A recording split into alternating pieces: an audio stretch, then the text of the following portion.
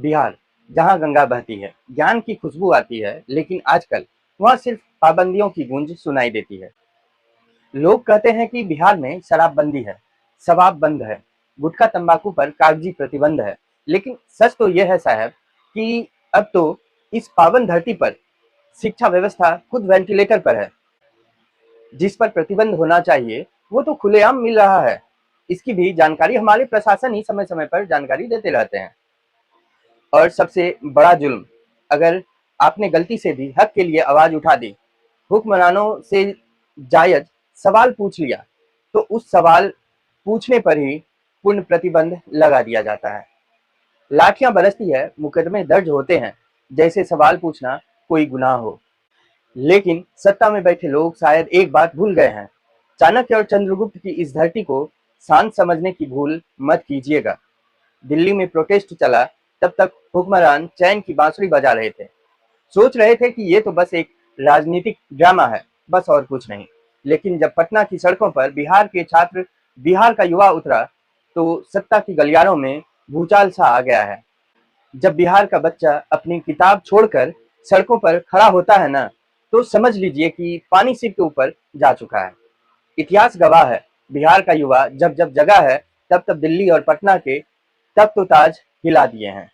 अब जरा बीजेपी के नेताओं को भी आईना देखना चाहिए। आप दिल्ली में बैठकर बड़ी बड़ी बातें करते हैं, लेकिन जब वही छात्र खड़े होकर न्याय मांग रहे हैं, तो आपकी नीयत साफ क्यों नहीं दिखती है?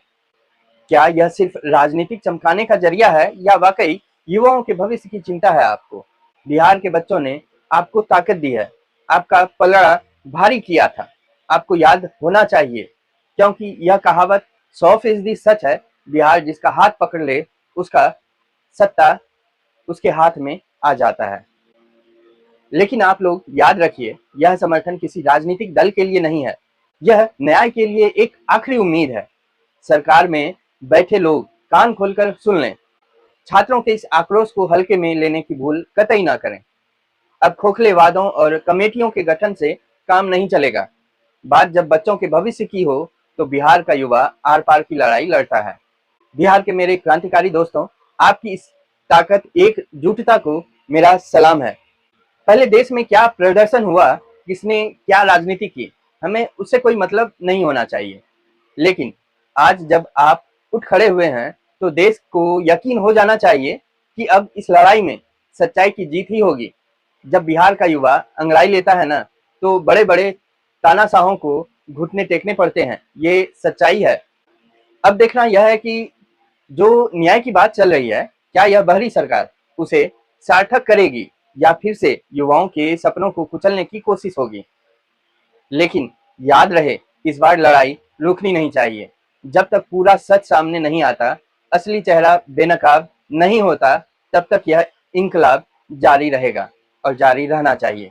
हाँ, और एक बात, आप लोग किसी पार्टी विशेष को समर्थन नहीं कर रहे हैं, इस बात को भी ध्यान में रखिएगा। जय हिंद, जय बिहार।